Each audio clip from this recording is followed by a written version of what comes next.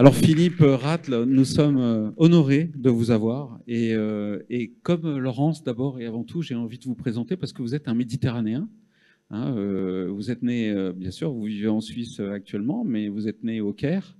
Voilà, je crois de tête que vous êtes marié à une Italienne.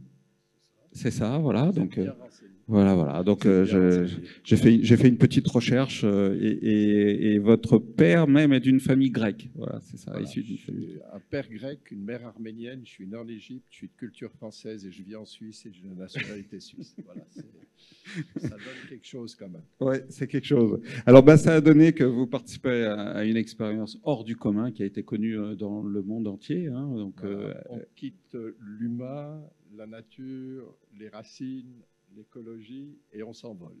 voilà. Et là, je vais vous laisser présenter, nous laisser présenter cette aventure et ce que vous devenez aujourd'hui, parce que c'est intéressant, bien sûr, ce que vous lancez avec votre fondation.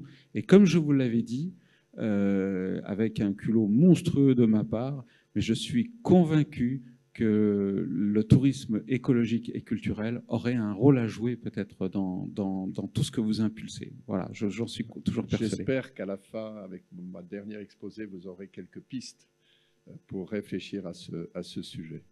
Voilà. Alors moi, je vais un petit peu vous emmener en trois parties. La première, c'est un peu de là où on vient. Je crois qu'on venait même d'avant avec le tour du monde en ballon, mais on vient surtout de ce tour du monde en avion solaire. Et pour nous, c'est du passé. Ça fait plus de 5 ans maintenant. Mais il y a quand même une tellement belle aventure, de tellement belles photos que je vais vous faire ma conférence, mais vraiment en accéléré. Vous allez voir un défilé d'images avec 2-3 explications ici ou là. C'est ma conférence de 30 minutes en 5 minutes ou 10 minutes, on va dire comme ça. Et ensuite, on va attaquer ce que nous faisons maintenant, notre métier aujourd'hui à travers la Fondation Solar Impulse. Alors un premier film qui va, je crois, vous planter le décor, et ensuite ma conférence qui va vous parler un petit peu de ce que nous faisons aujourd'hui et qui va me permettre un peu aussi, peut-être je le fais vite maintenant, donc c'est Philippe Rath, ça fait 44 ans que je suis avec Bertrand Piccard. Je l'ai accompagné d'abord, on va dire, amicalement et fraternellement dans toutes ses aventures précédentes, traversées en ballon de l'Atlantique, le tour du monde en ballon, et puis de manière plus structurée, on va dire, depuis presque 20 ans, puisque c'est depuis 2001-2002 que nous réfléchissons à la suite. Et après avoir réalisé une grande première, le premier tour du monde en ballon, c'est comme la première conquête du pôle Sud, ou bien que ça peut être aussi l'ascension de l'Everest. Mais l'idée, c'est d'aller plus loin et que tout ceci finisse par un message. Et c'est ce message dont je vais vous parler dans la dernière partie. Alors, je vais peut-être me mettre debout pour ne pas avoir le torticolis et vous commenter un petit peu les images qui vont passer. Et en même temps, en profiter pour faire des petits signes à Adrien pour qu'il défile. Donc ça, c'est l'accéléré de ma conférence il y a 5 ans, en gros. Non. Voilà. Alors, c'est une idée née en Suisse, hein, donc, comme le dit, et avec tous nos principaux sponsors, puisque c'est une aventure qui a été entièrement sponsorisée par les sociétés que vous voyez. Pardon, voilà. Oui, pardon, je devrais lever le bras, on va s'y faire. Donc, je ne suis pas pilote, en fait, tel qu'il apparaît ici. Je suis dans le Solar Impulse, effectivement, aux commandes de l'appareil, mais dans le hangar, parce que je suis le pilote, j'ai été le pilote du sol. Je me suis occupé de fournir à cette aventure toutes les ressources humaines, toutes les ressources financières et toutes les ressources logistiques. Il y avait assez à faire pour un seul homme. Donc, voilà. Les 3 compères du début, avec ici, vous trouvez sur la gauche Bertrand Piccard et sur la droite André Borschberg. Et derrière l'avion, on est là, c'était dans le hangar où on a trouvé refuge en Chine. Ça, je vous ai parlé de ma longue amitié avec Bertrand.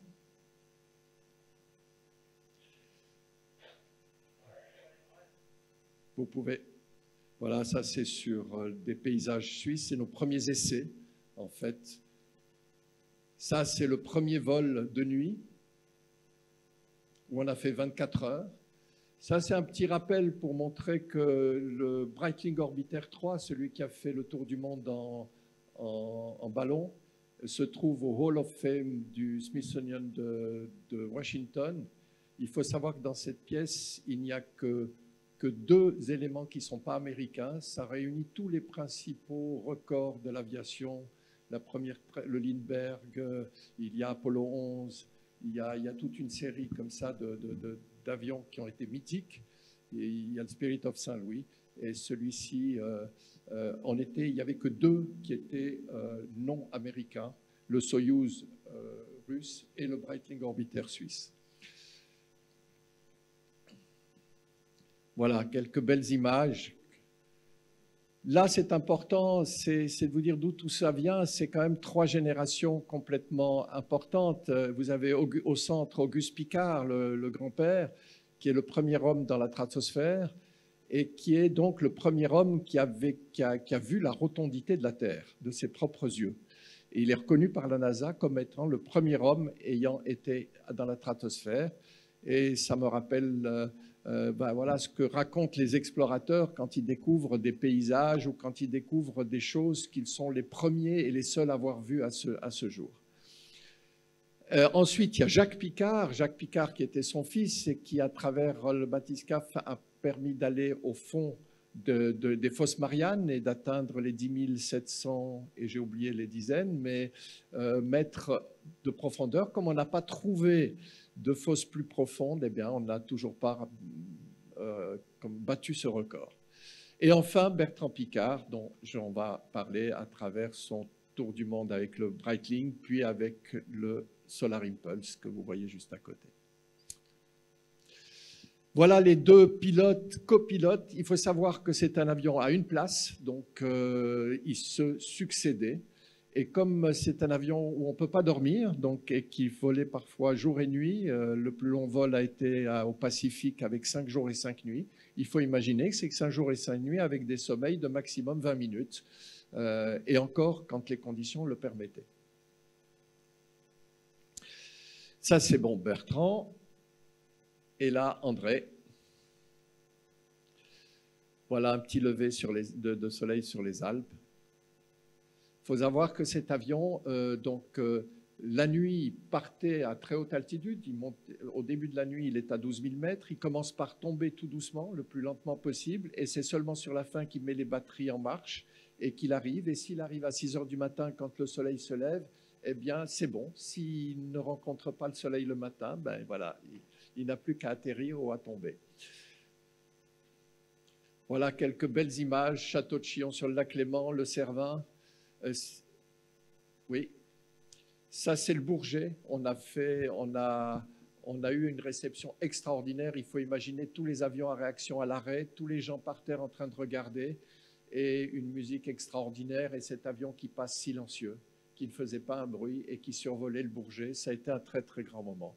Évidemment, des rencontres avec les politiques. Le Maroc, on parlait du Maroc, et s'il y a des explorateurs demain, j'aimerais bien qu'ils soient dans l'Atlas, parce que je suis un amoureux de l'Atlas. Et puis ça, c'est, je ne sais plus, ça doit être dans les Émirats. Voilà, vous avez ici aussi San Francisco, New York.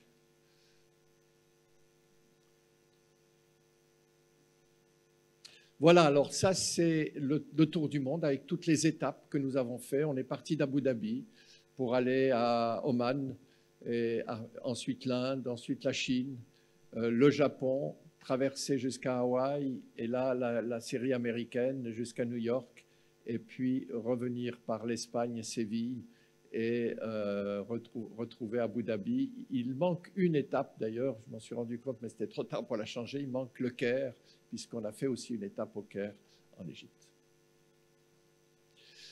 Alors, première étape Abu Dhabi, dans les Émirats, Muscat à Oman, Vous voyez là toute une série de très belles photos. Ahmedabad, Varanasi, l'origine du bouddhisme, hein, c'est la deuxième ville des bouddhistes. Mandalay, en Birmanie, à l'époque où elle était sous embargo de pratiquement le monde entier, on a eu un des accueils les plus festifs qu'on a. Vraiment, il y avait des éléphants déguisés, enfin bref, il y avait pas mal de choses. Chongqing, en Chine, une des villes les plus polluées au monde. On ne voyait pas le soleil. Nanjing, où là, c'était un peu plus clair, mais même si là, il y a plus de brouillard qu'autre chose. Nagoya, au Japon, qui n'était pas un arrêt qui était prévu, mais voilà. Je ne vous ferai pas toute l'histoire, parce que sinon on en a pas longtemps. L'arrivée à Hawaï, à Kalaleola, et donc l'arrivée à Hawaï, où évidemment, réception grandiose. Voilà toute l'équipe. Si vous voyez Bertrand, il y a Michel, son épouse, et accessoirement ma sœur, et puis juste en dessous, j'y suis. Vous me voyez, et là, il y a toute l'équipe. Il faut savoir qu'il y a 60 personnes qui devaient suivre l'avion. Une petite équipe précédée, une petite équipe qui suivait et une équipe qui accompagnait.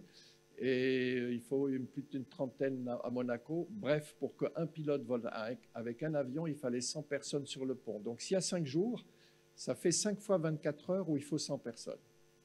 Donc, imaginez, moi, j'utilisais des termes un peu brutaux, mais je disais j'avais un stock de 150 personnes pour pouvoir faire fonctionner tout ça.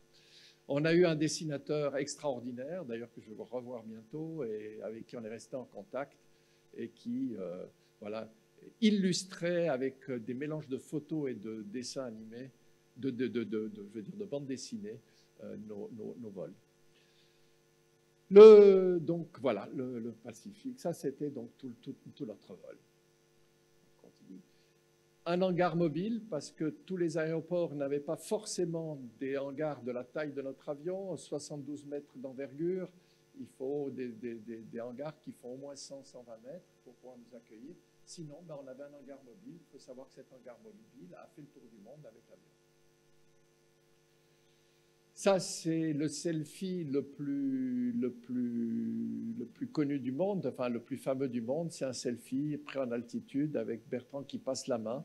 Il s'est fait d'ailleurs engueuler par la Fédération internationale de l'aéronautique en disant que ça, ce n'était pas admissible de faire des trucs pareils. Mais il l'a fait. Voilà. Pour vous dire, on organisait des conférences de presse sous l'avion en utilisant le flanc de l'avion comme écran. Donc, on a fait des trucs un peu fous. Voilà, on faisait beaucoup d'actions pédagogiques. D'ailleurs, c'était la première mission, la deuxième, mais une des missions importantes de la Fondation, c'est de s'occuper de tout ce qui était outils pédagogiques. Donc, on expliquait nos problèmes à travers ces dessins, la difficulté, la complexité des choses, ou l'information. Vous voyez, il y a 6 bouteilles d'oxygène, etc. Et donc, voilà. Oui, ça a été énorme comme couverture médiatique. Nul n'est prophète dans son pays. Je peux vous dire qu'en Asie et aux États-Unis, ça a été monstrueux. Ouais, c'est encore. Voilà, ça c'est toute la partie. Même Google a marqué, pendant toute la durée de notre tour du monde, chaque fois que l'avion volait, il y avait ça dans le moteur de recherche de Google. Ça, c'est une jolie fleur que nous a fait. Voilà, ça a été une magnifique aventure. Pour moi, ça a été surtout une aventure humaine. Et pour Bertrand et André, ça a été une aventure d'explorateur extraordinaire. Et puis sinon, aussi technologique pour nos ingénieurs. Voilà, si tous nos partenaires, on a eu 97 partenaires, seuls 2 venaient de l'aéronautique. Tous nos ingénieurs ne venaient pas de l'aéronautique. Et c'est la fameuse phrase de Einstein, les autres savaient que c'était impossible, c'est pour ça qu'ils ne l'ont pas fait, alors que les nôtres ne savaient pas que c'était impossible, et ils l'ont fait. Me voilà sur le tarmac avec l'ambassadeur suisse de Chine, qui est Jean-Jacques de Dardel, et qui est un homme extraordinaire et qui nous a ouvert toutes les portes en Chine. C'était extraordinaire. Voilà. Ça, c'était le retour normalement à Abu Dhabi, si je ne me trompe pas. Voilà. C'était très, très, très rapidement pour vous faire rêver. Pour vous faire rêver, oui, pardon. Je vais maintenant laisser Adrien vous passer le film de présentation de la Fondation.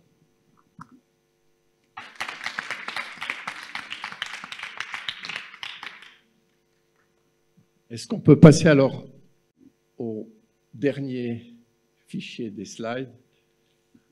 Et si on peut me laisser un peu de lumière quand même, parce que là, ça va être plus technique. Pardon.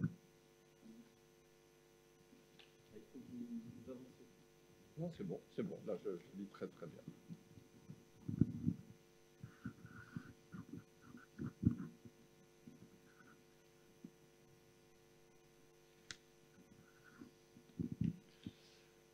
Voilà, ça va être plus difficile.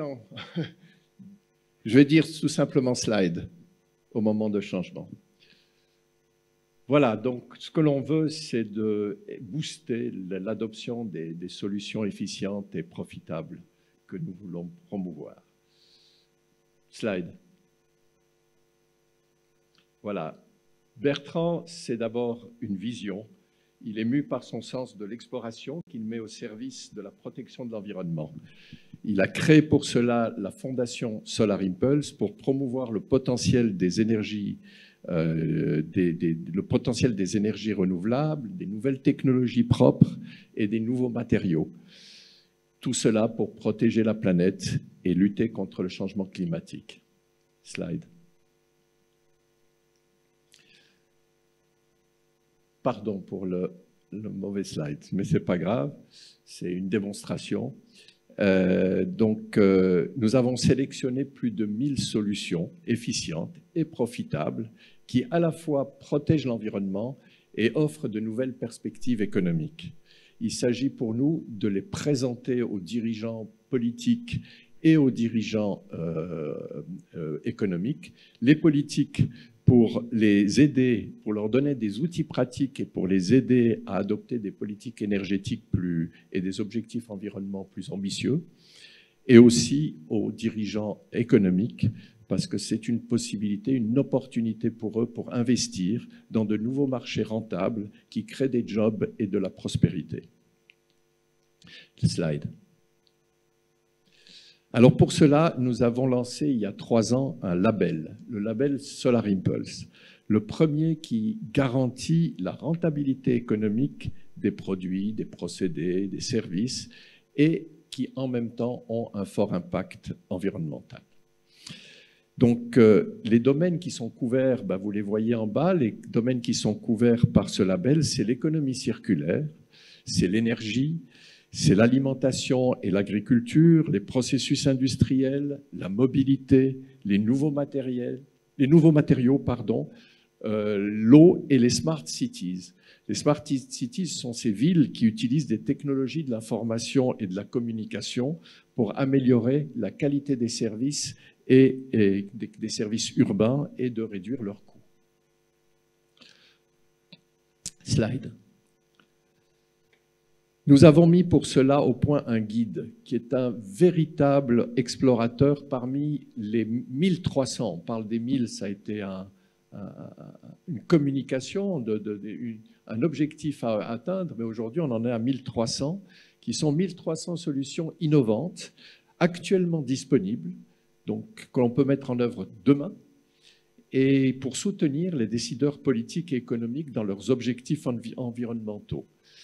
C'est une approche très concrète pour établir un consensus autour d'une croissance économique propre. C'est très loin de la croissance libérale débridée d'un côté ou de la décroissance contrainte de l'autre. Slide. Voilà. C'est aussi pour nous l'occasion de faire des mesures d'impact. Nous revenons de la COP26 où nous avons présenté un rapport de 86 pages à la ministre, il paraît qu'on ne dit pas en Écosse, mais la ministre de l'Écosse, qui est la chef du gouvernement écossais, en lui proposant 57 solutions pour son pays. Et l'Écosse avec qui nous avons signé un contrat de partenariat sur 3 ans, et sur lequel on collabore énormément sur leur politique environnementale, sur des solutions qu'on peut amener ou sur des solutions qu'il faut générer dans le pays même. Donc, pour nous, c'est vraiment un point important de proposer un plan sur mesure pour soit des pouvoirs publics, des gouvernements, soit un plan sur mesure pour des entreprises aussi, pour mettre concrètement en œuvre des solutions dans un contexte donné qui pointe aussi la réglementation et les directives qui doivent être adaptées à cette fin et qui sont souvent des freins. Vous imaginez bien que des solutions adaptées pour le Groenland ne sont pas les mêmes que des solutions adaptées pour la Tunisie, par exemple. Donc, dès que le climat change, la topologie change, la densité change et le niveau aussi de développement des pays change, les solutions ne sont pas les mêmes. Slide. Alors, voici nos différentes missions. Notre mission, c'est de promouvoir, de fédérer, de sélectionner, d'évaluer, de renforcer, d'explorer et de collaborer. Et je ne vais pas rentrer dans le détail de tout ce que nous faisons dans tous ces points-là, parce que sinon on en a pour, je pense, toute la soirée. Mais je vais vous parler de je vais sélectionner un certain nombre de points importants pour que vous compreniez ce que ça représente. Slide. Alors, Bertrand Piccard a toujours plaidé pour l'adoption de technologies propres et efficientes parce qu'elles représentent le plus grand marché industriel du siècle, du XXIe siècle. La protection de l'environnement ne deviendra une réalité que si elle est perçue comme économiquement viable et ne nécessite aucun sacrifice financier ou environnemental. C'est extrêmement important. On veut proposer des solutions qui ne demandent aucun sacrifice. Jusqu'à présent, on vous disait « Ah, il faut respecter l'environnement. Ça va être un peu plus compliqué, ça va être un peu plus cher. » Nous, avec nos solutions, on veut dire exactement le contraire. Pour protéger l'environnement, il y a des moyens de faire plus simple, plus facile, moins cher. Ça, c'est vraiment l'ensemble. Pardonnez-moi, j'ai perdu depuis longtemps l'habitude de parler avec un micro comme ça. Donc voilà, on s'engage auprès d'un large éventail d'organisations, de gouvernements, d'institutions et de grandes entreprises pour encourager de telles solutions. Pour cela, il nous faut d'abord démontrer comment la résolution du changement climatique ouvre de nouveaux marchés industriels et de nouvelles opportunités de développement économique, avec des investissements rentables au lieu de dépenses élevées. Le point 2 de notre approche, c'est de promouvoir les avantages du remplacement de nos vieux équipements et industries polluantes par des technologies modernes et efficientes pour générer des profits et créer des emplois. En 3, notre rôle, c'est de promouvoir et de plaider en faveur de la modernisation du cadre juridique de l'environnement pour tirer des produits innovants propres et des processus efficients vers le marché. Aujourd'hui, beaucoup de réglementations, de directives ont été créées par la vieille économie qui s'est protégée. Et il faut déconstruire ceci pour favoriser les solutions qui sont protectrices de l'environnement. Ça, c'est le travail du politique. Slide. Ah oui, pardon. Non, revenez encore une. J'ai oublié le point 4, c'est expliquer comment la croissance qualitative peut résoudre le dilemme entre la décroissance qui conduit au chaos social et la croissance libérale qui conduit à une catastrophe écologique. Ça, ce sont toutes les institutions qui travaillent étroitement avec nous et qui nous font confiance. Je ne vais pas toutes vous les citer, mais vous aurez remarqué que les Jeux Olympiques de Paris 2024 nous ont appelés et nous allons travailler avec eux pour qu'ils aient une politique ou une approche environnementale qui soit cohérente. Puisqu'on est en France. Donc, là, on a été un peu trop vite, Adrien. Il y a Ah oui, oui, pardon. Non, tu as raison. Excuse-moi, c'est que j'ai interverti 2 slides et pas dans mes notes. Donc, il y a la World Alliance, qui est l'Alliance mondiale pour des solutions efficientes. Et c'est pour créer des synergies et devant la nécessité de rassembler tous les acteurs qui sont présents dans les technologies propres, on a lancé cette alliance qui est une communauté internationale de près de 4000 innovateurs, demandeurs et investisseurs.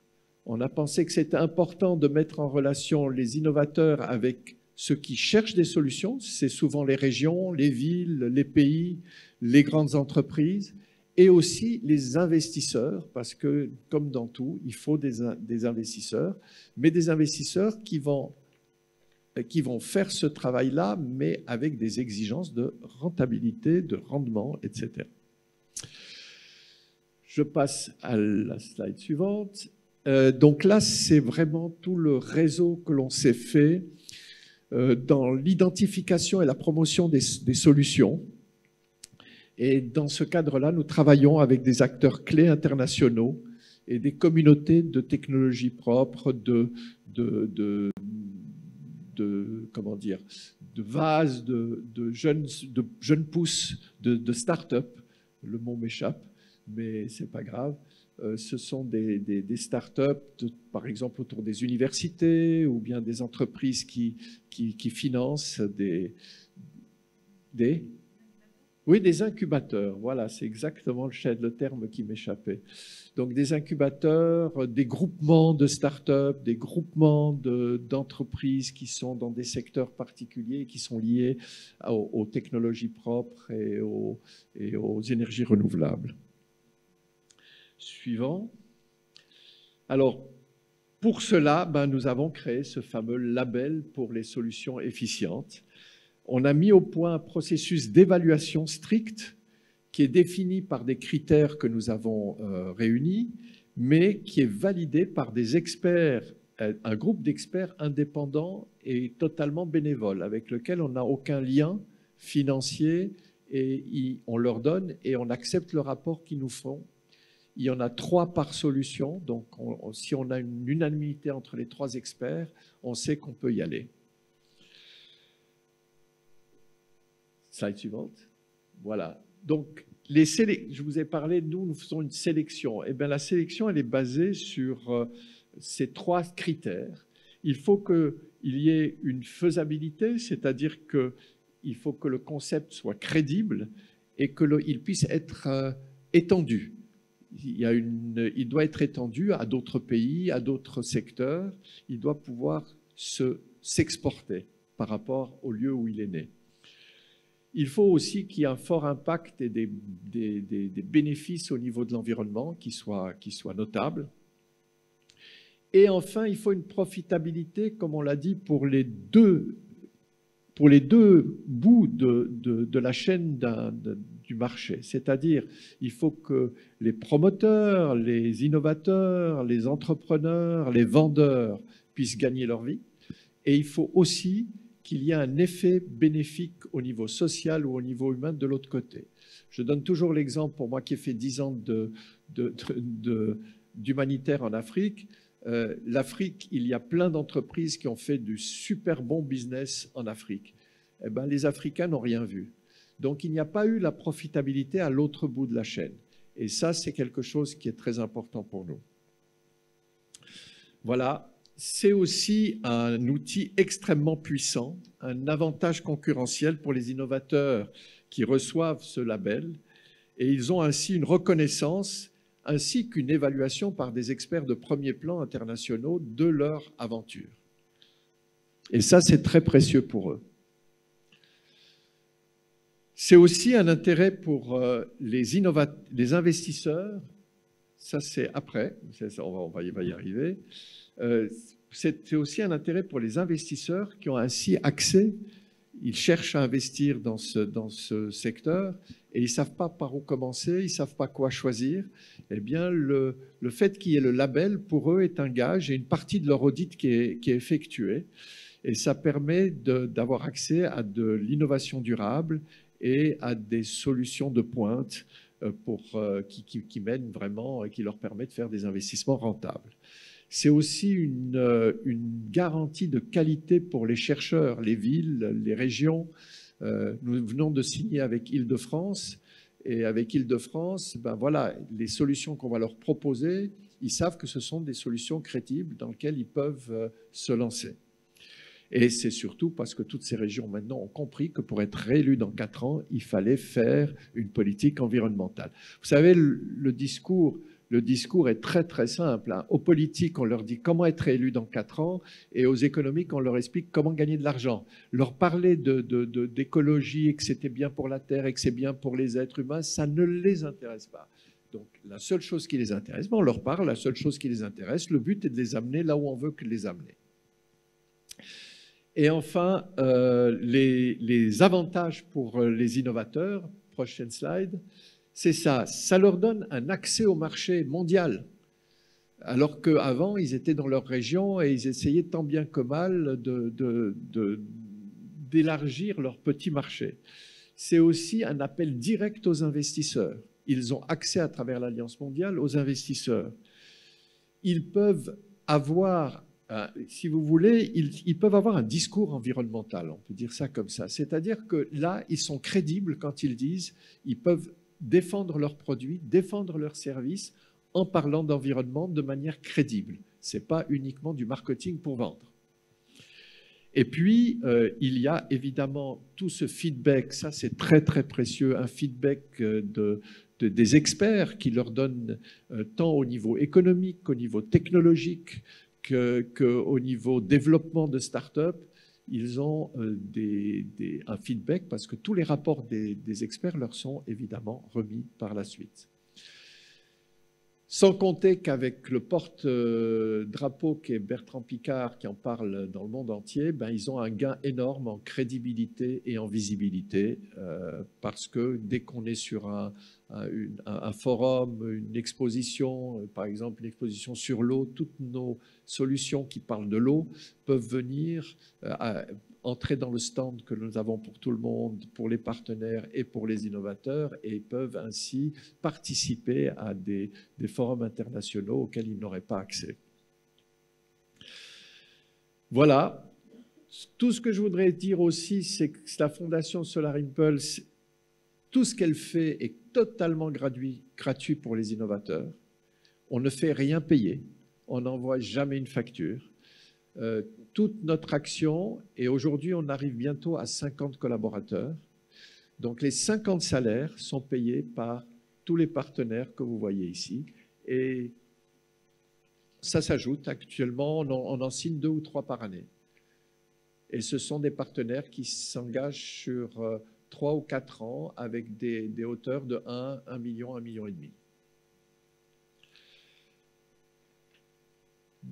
Voilà, next slide, ça va être la conclusion. J'ai repris 2 phrases de Bertrand Piccard qui sont, je crois, qui résument bien la situation. Aujourd'hui, je le cite, aujourd'hui, il existe des milliers de solutions qui peuvent préserver la nature tout en stimulant la croissance économique. Mais elles sont souvent cachées dans les startups ou les laboratoires de recherche. Elles demeurent inconnues des décideurs et ne sont pas mises en œuvre au niveau de l'économie. En réalisant notre challenge des 1000 solutions, nous avons maintenant la preuve qu'il existe suffisamment de technologies aujourd'hui pour rendre notre monde plus rentable, plus efficient et plus durable. Par conséquent, il n'y a plus d'excuses pour l'inaction, car les décideurs ne peuvent plus prétendre que l'environnement coûte trop cher, nuit à l'économie et détruit des emplois. Et encore une deuxième phrase, qui est une autre conclusion aussi. Les gouvernements, les entreprises et les institutions doivent adopter de toute urgence des politiques environnementales et énergétiques plus ambitieuses. Ils devraient cesser de faire des compromis pour des cibles minimales, mais ils devraient plutôt fonder leurs négociations et leurs objectifs sur la réalité de ce que les technologies propres et rentables peuvent offrir aujourd'hui, non seulement pour les générations futures, mais aussi pour l'actuel monde des personnes et de l'industrie. Voilà ces phrases. On revient de de la COP26, qui fait suite à la COP25, qui fait suite à la COP24 et la 23. C'est chaque fois le même résultat, un fiasco politique, parce qu'ils n'arrivent pas ou ils se mettent d'accord sur un tel... Bon, cette année, ils ont été un peu plus loin que d'habitude, mais c'est vraiment le minimum consensus possible. Et chaque année, on apparaît plus comme étant la seule institution qui propose des solutions positives. Nous, on ne cherche pas à faire la liste des problèmes. On ne cherche même pas à mesurer l'impact de ce que l'on veut faire. On veut juste proposer des solutions et les mettre en œuvre. Et on verra bien quel résultat ça donnera. Mais nous sommes convaincus que l'on peut aller bien au-delà des accords de Paris, uniquement en mettant en place des vraies politiques environnementales. Je vous remercie et je suis prêt à vous répondre à vos questions si vous en avez.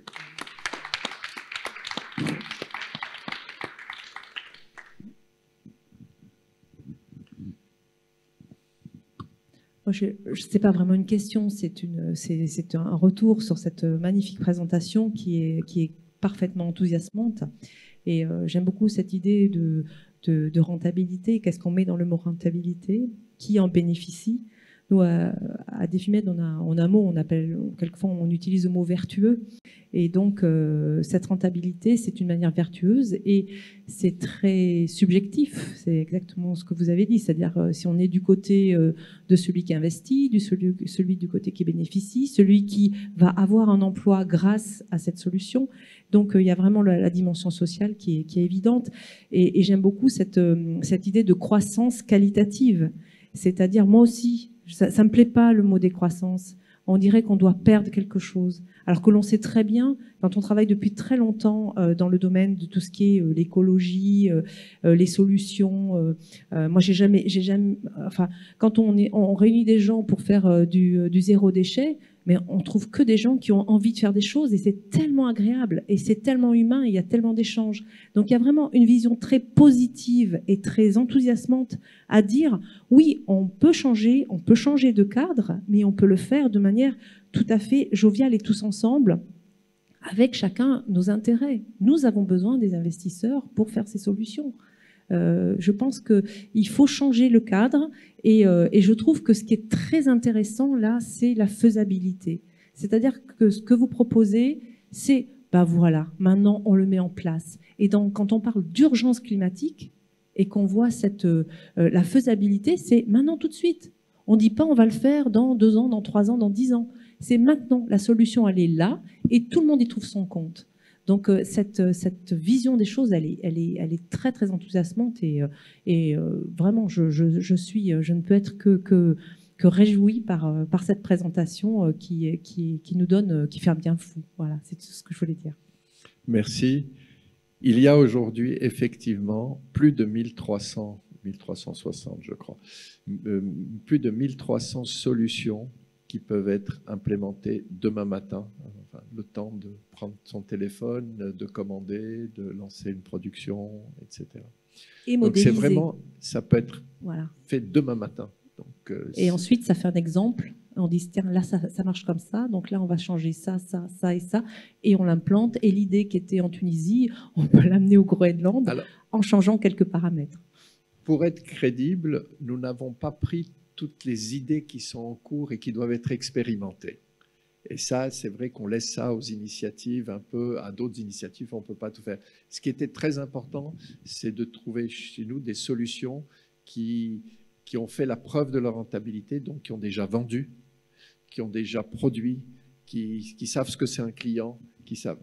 Et c'est important pour ceci. Et donc les investisseurs, ça peut permettre à démarrer les choses, ça peut permettre à développer une entreprise, mais les investisseurs ne font pas tout. Si vous ne faites pas quelque chose de durable, une activité économique durable qui crée des jobs, eh ben, à un moment, les investisseurs vont arrêter puisqu'il n'y a pas de rentabilité si vous n'avez pas de profitabilité au bout de la chaîne. Et puis nous, on est parti d'une réflexion au départ, c'est que c'est vrai que l'homme, il a besoin d'avoir une vie épanouie dans un environnement qui est sain, etc. Mais il a aussi besoin de travailler. il doit aller nourrir sa famille, il doit construire sa vie. Il a donc besoin de travailler. Et c'est pour ça que c'est ce qui nous a poussé à dire il ne faut absolument pas opposer le besoin d'une activité économique avec le besoin de protection de l'environnement. Et il faut les réunir. Moi, je voudrais souligner la complémentarité avec Laurence. C'est qu'effectivement, à l'échelle macro, on a besoin de ce genre d'initiative, surtout quand on entend les catastrophiques COP successives. Il faut quand même le reconnaître sur le plan politique, hein, vous l'avez souligné. Ceci dit, c'est quand même problématique, ces blocages politiques, hein, parce qu'on a quand même besoin de réglementation, de lois et d'impulsions politiques dans nos pays. J'ai animé beaucoup de débats sur la transition écologique avec beaucoup d'experts et le caractère d'urgence est extrêmement important aujourd'hui et nous sommes dans une situation très grave. Donc il faut quand même ces actions-là. Et ce qui est rassurant, c'est que, on le sait, je crois que la Californie, son PIB est très important dans le monde et investit énormément aussi dans tout ce qui est transition écologique. Mais je voudrais faire le lien avec Laurence parce que je crois que l'investissement humain est très important, des initiatives et des défis portés par les femmes et les hommes de manière individuelle, collective, des petits ruisseaux, tout ce qu'on est en train de montrer qui émane des territoires de Tunisie, de la jeunesse. Je crois qu'il faut que les populations s'emparent absolument de la transition écologique, que ça ne se situe pas qu'à un niveau industriel ou économique, et que ça se situe dans l'éducation, dans les gestes de tous les jours, dans nos comportements et dans l'action collective. On le sait aujourd'hui, le bottom-up, la société civile, c'est un puissant moteur et on pense effectivement qu'aujourd'hui, la société civile peut provoquer des révolutions dans tous les sens d'ailleurs, mais elle peut aussi agir de manière concertée. C'est pour ça que nous pensons que le tourisme peut être un moteur de mobilisation de la société civile, l'écotourisme. Et je crois que cette complémentarité fait que, personnellement, ce que j'entends de ce soir, c'est que ça me donne une motivation supplémentaire dans ce que nous faisons à notre petite échelle modeste, compte tenu de ces actions-là, parce que sinon c'est un peu désespérant. Il faut quand même reconnaître que depuis le dernier rapport du GIEC, j'en ai pris un coup supplémentaire et que mon idéal se perd de plus en plus. Non, vous avez raison de dire que les initiatives de la société civile sont essentielles pour faire bouger les choses. Nous, simplement, on a fait le constat que tous les dirigeants, tous ceux qui ont le pouvoir aujourd'hui, que ce soit au niveau politique, au niveau économique, sont très lents à faire bouger.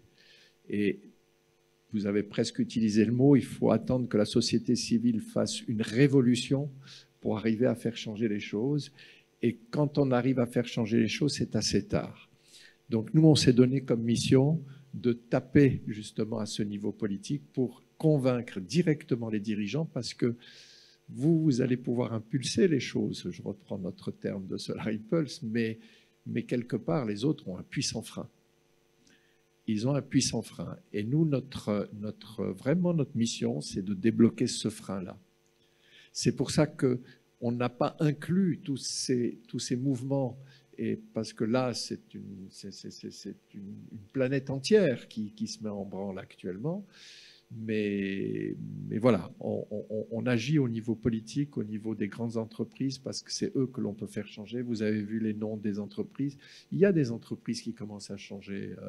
Il y a un bel exemple en France avec Air France qui a vraiment décidé de prendre le problème de l'aviation dans 20 ans à bras-le-corps. Alors certes, on ne tape pas sur une baguette magique et il y a un avion qui est écologique qui sort, mais ils sont en train de préparer et d'étudier des solutions d'aviation beaucoup plus respectueuses de l'environnement, moins dévoreuses d'énergie. Et vous savez que si Bertrand, et je l'ai suivi dans cette voie, s'est occupé du message et de la communication et de convaincre et de montrer un nouveau chemin. Et évidemment, il faudra après que plein de gens le suivent dans ce chemin. Et c'est déjà le cas. Mais il y a aussi André Borschberg qui, lui, est parti a eu l'héritage technologique. Et cet été, au mois de juillet, il y a eu le premier vol d'un avion commercial 100% électrique qui avait une autonomie de 2 heures, 2 heures et demie de vol. Donc c'est un avion qui vole quand même à 700-800 km/h. Donc c'est capable de faire un Paris-Marseille sans aucun problème en avion. Alors il n'y a que 4 places pour l'instant. Ils ont pu faire leur premier vol à 2 sur un avion solaire, parce qu'avant, ils étaient alternativement l'un ou l'autre. Mais voilà, il a pris ce... Et donc, il y a des discussions aussi avec Air France, parce qu'ils veulent utiliser cette expérience-là pour voir comment on peut adapter et électrifier, peut-être pas totalement, mais déjà partiellement, les avions d'aujourd'hui. Je pense que là-dessus, on voit plusieurs parties prenantes autour de tout ça. Et pour revenir sur la rentabilité, c'est aussi quelque chose qui doit être à long terme. Donc c'est pour ça que le monde économique, aussi capitaliste soit-il, il se rend bien compte qu'avec les changements climatiques, on est obligé de faire quelque chose, parce que les choses, si on continue à investir de la même manière, ça n'est pas viable à long terme. Et on a cette pérennité, on le voit par exemple au niveau des assureurs ou des banquiers qui commencent à dire « Non, mais il faut arrêter d'investir dans certains domaines parce que, en gros, je vais être un peu trivial, on va le prendre sur le nez dans 10 ans ou dans 20 ans. » Donc aujourd'hui, et moi j'ai eu la chance dans mon parcours précédent où j'étais élue, j'ai rencontré des chefs d'entreprise, et dans les chefs d'entreprise, dans les entrepreneurs, il y a maintenant cette dimension sur le changement climatique, beaucoup plus que dans les politiques qui ont un temps très très court, qui est la prochaine élection. Donc la société civile, certes, le citoyen, mais on a le monde économique aujourd'hui qui est de plus en plus conscient de cette pérennité et la durabilité et la rentabilité. J'investis aujourd'hui, je veux que mon investissement perdure. Donc je pense qu'il faut, et c'est en ça que votre travail est remarquable, c'est parce que justement, il sensibilise fortement ce monde-là, qui est difficile à sensibiliser pour les citoyens lambda que nous sommes dans notre association. Donc c'est très remarquable. Merci, mais c'est vrai qu'il y a de plus en plus d'entreprises et de grosses entreprises qui commencent à prendre le chemin en disant « nous devons changer ». Et souvent l'exemple de Nokia qui a été remplacé par Apple Samsung et revient sur la table.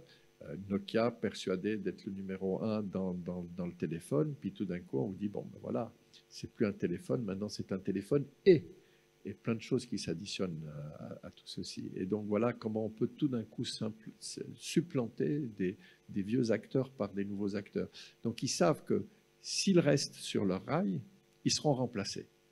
Ou alors, ils modifient leur rail et à ce moment-là, ils seront aussi les acteurs du monde futur. Laurence, Philippe, un grand merci, vraiment. On est très, très honorés de votre... Il y a une question ? En tout cas, moi, j'ai été heureux de faire ça avec Laurence. Merci. Oui, je vais laisser poser la question. Simplement, je voulais vous remercier, juste vous dire qu'on serait aussi très honorés de vous porter témoignage de l'évolution, s'il y a évolution, de ce qu'on fait avec la jeunesse, puisque vous êtes venu soutenir ce festival des films jeunes. Et bien sûr, on ne va pas vous envoyer des mails tous les jours, mais d'ici quelques mois, on aimerait bien vous tenir informé de ce qu'on a pu faire, parce qu'on se rappellera très bien que vous étiez là. Et je crois qu'il y a des belles choses qui se dessinent. Et vous avez vu que votre écotourisme s'inscrit dans l'énergie, dans l'économie circulaire. Voilà. Oui, justement, sur cet aspect de court terme et le domaine qui nous intéresse, est-ce que vous avez été consulté dans l'élaboration du plan de développement du tourisme en France? Et est-ce qu'il y a des technologies, est-ce qu'il y a des plans que vous avez conçus qui pourraient être intégrés dans ce plan? Alors, on n'a pas été directement avec le plan parce que c'est déjà un plan spécifique. Nous sommes actuellement en discussion avec la présidence et le gouvernement français pour voir comment avoir une politique globale d'environnementale. Ensuite, le jour où on aura discuté de la politique environnementale globale, à ce moment-là, on pourra en sortir toute une série de plans qui sont plus spécifiques. Mais non, on n'a pas, pour l'instant, on n'est pas du tout intervenu à ce niveau-là. Notre petit ruisseau va peut-être vous croiser, puisque vous êtes associé aux Jeux Olympiques de 2024. Absolument. Oui. Et que nous sommes associés à la création par le ministère de la Culture d'une route, un nouvel itinéraire culturel du Conseil de l'Europe, avec 10 pays, 3 fondations, sur la première route des patrimoines sportifs olympiques en vue des JO, avec association d'écotourisme sur cette route, qui doit révéler à travers les territoires des patrimoines donc sportifs qui sont inclus maintenant à travers des sports olympiques. Donc voilà, certainement qu'on aura peut-être l'occasion de se croiser, même si on est complémentaires et pas du tout sur la même route. Mais en tout cas, il y a des choses à faire. Il y a une synergie qui est entre l'action que nous menons et celle que vous allez mener. Et puisqu'on parle des Jeux Olympiques, vous voyez bien que on fait un peu l'unanimité aujourd'hui de tous les bords, puisque tant une Valérie Pécresse qu'une Anne Hidalgo viennent taper à notre porte pour nous demander de les aider. Donc je trouve que c'est un bel exemple de ce que l'on est capable de faire. On va conclure. Moi, je voudrais à nouveau remercier Adrien, parce que je suis épaté par ces jeunes et la société Odalux. En plus, Adrien a des heures sup, donc du travail supplémentaire qui n'était pas prévu, donc il va nous coûter très cher. Mais il a été formidable, il s'est accroché, voilà, il s'est adapté à ce que Philippe lui a demandé. Laurence, il s'adapte à tout. On a dû changer le programme, les Zooms. Moi-même, je m'y perdais. C'est presque lui qui s'est retrouvé mieux que moi. Donc, je voulais vraiment dire que depuis lundi et le gros événement qu'on a monté à Antibes avec le ministère de la Culture, tu as été impeccable. Et je le dirais à ton chef, qui a le même âge que toi à peu près, mais vous faites un sacré boulot et j'aimerais qu'on parte dans une belle aventure ensemble si vous ne nous rejetez pas. Merci, Adrien. Bravo, bravo, Adrien. Guylaine, 2 mots de conclusion et puis on va se quitter. D'abord, remercier tout le monde, remercier nos bénévoles. Là, on n'est pas tous là aujourd'hui, mais voilà, remercier nos amies tunisiennes qui ont fait le voyage. On a passé des grands moments ensemble. Dire aussi que cette semaine, elle a été formidable parce qu'il y a plein de gens, on s'est juste vus en vrai. Olivia, mes collègues, nos collègues du Yeti. Et donc, comme je dis souvent, on parle du tourisme, mais c'est avant tout les rencontres qui sont importantes. Et j'espère que ce foutu virus, on va quand même lui tordre le cou pour qu'on puisse enfin retrouver la chaleur humaine, les partages, les belles aventures, les belles rencontres, etc. Voilà, donc ça c'est mon vœu. On n'est pas encore aux bonnes résolutions de 2022, mais on peut toujours espérer. Et puis, moi, je voulais remercier Eric qui a préparé tous ces événements aussi. C'est notre spécialiste événementiel, délégué général de Défimed, fondateur de l'association. Donc, si on est là tous aujourd'hui, je pense que c'est grâce à lui. Donc, j'aimerais bien qu'on lui fasse, on l'applaudisse très fort, on le remercie. Parce que vraiment, il y a eu un travail de fond extraordinaire. Et puis, j'espère que, Défimed, on le voit cette semaine, il y a quelque chose qui nous pousse. C'est-à-dire qu'on a mis quelque chose en place, mais là vraiment, on a n'est-ce pas les collègues, là, on a quelque chose qui nous pousse en avant, qui nous pousse à redéfinir peut-être notre rôle, à savoir quelles sont les choses qui vont être de l'ordre de la faisabilité courte, parce qu'on a urgence à agir, et puis de se donner quelques points, quelques objectifs bien précis. Et donc, je pense que ça a été extraordinaire ces quelques journées, épuisantes aussi, n'est-ce pas, Eric ? Je pense que tu dois être aussi bien fatigué. Fatigué, mais excité, parce que voilà, c'est ça. passé tellement de choses. Il y a vraiment les deux choses. C'est-à-dire que d'un côté, on est fatigué, puis d'un autre côté, on dit, oh là là, il y a au moins une semaine de débriefing. Moi, je suis comme Laurence, qui me fatigue le plus, c'est les embouteillages, parce que j'ai été aussi pris dans l'embouteillage. Ouais. Voilà. J'ai été aussi pris dans l'embouteillage de ce matin, c'est ce qui me fatigue le plus peut-être dans les organisations. Et pour revenir sur Vaolo, sur l'écotourisme, c'est vrai qu'on a vu des belles choses sur la reconnexion à la nature, tout ce qui est... Moi, j'aime pas trop dire qu'on doit se reconnecter, parce que se reconnecter, ça veut dire qu'on est déconnecté.